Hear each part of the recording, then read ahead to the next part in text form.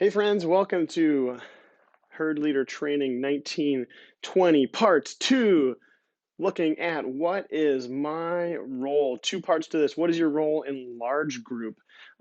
Big piece to this, guys. We want to be participants, not chaperones. There's this image we see in movies, right, of the middle school dance, and the chaperones are standing in the corner with their arms crossed, looking at the rest of the crowd, watching the kids participate. We don't want to be that. We don't want to be people on the periphery of the room. We don't want to be on the edge of what's happening. We want to be in the thick of things. We want to be in with the kids, be with them, participate with them, karaoke, sing with them, play the games and be a part of what's going on, sing with them. That really is significant. Essentially, we need all of our staff to be in the crowd. We don't want our leaders just lining the back of the room. I know it feels awkward to climb over everyone. I'll always give a little 30-minute announcement or 30-second warning before we're about to start so you can move into that space. But we want our leaders in that space. We need you in that room. That really helps the kids engage socially.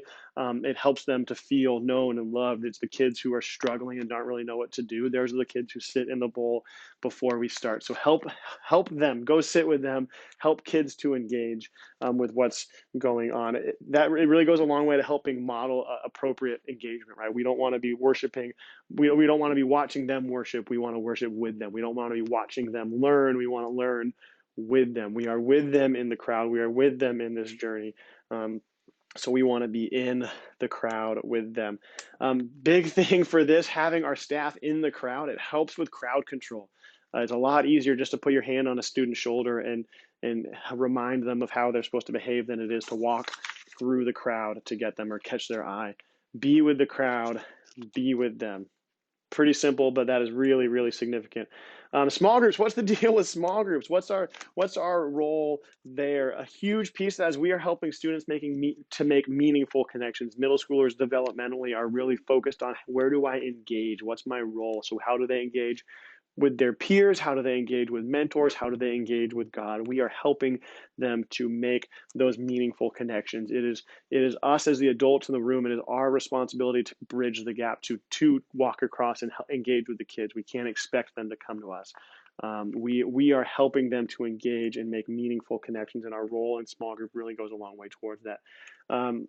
In small groups, we have an opportunity to be a consistent mentor presence in their lives. There are a lot of people in these kids' lives who have teacher roles for them, but we are the only ones, you are the only ones who are not paid, or some of the only ones often to not be paid for that, right? Your coach has to be there because he's paid. Your teacher has to be there because she's paid. I am paid by the church to be here. You guys show up because you care about these kids. You are a consistent mentor presence in their lives, and that is really, really valuable. I don't want any of our team to overlook that.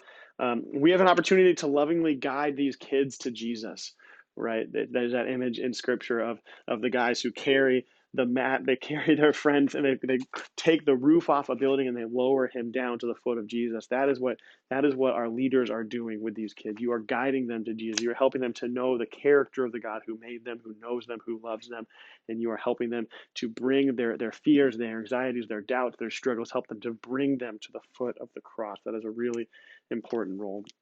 In our herds, we want to balance, we want to find this balance of fun and accountability. There will be weeks where things are just off the rails. The kids aren't ready to engage with whatever serious content we have, and it can be really hard. We're tempted in those moments just to kind of keep hammering them and make sure we get to what we need to get to. You have freedom within your small groups to read the room. No, hey, we're not going to get there today. Let's do something fun.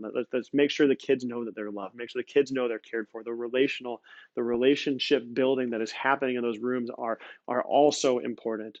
Yes, the scripture is important. Yes, those conversations are important, but they're not going to be ready for that every day. So we got to find that balance of fun and accountability. Middle schoolers, developmentally, they expect us to set boundaries at the same time, right? They expect us to set boundaries. They expect us to draw that hard line. They won't resent you when you kind of put your foot down and say, "Hey, we're not going to do that."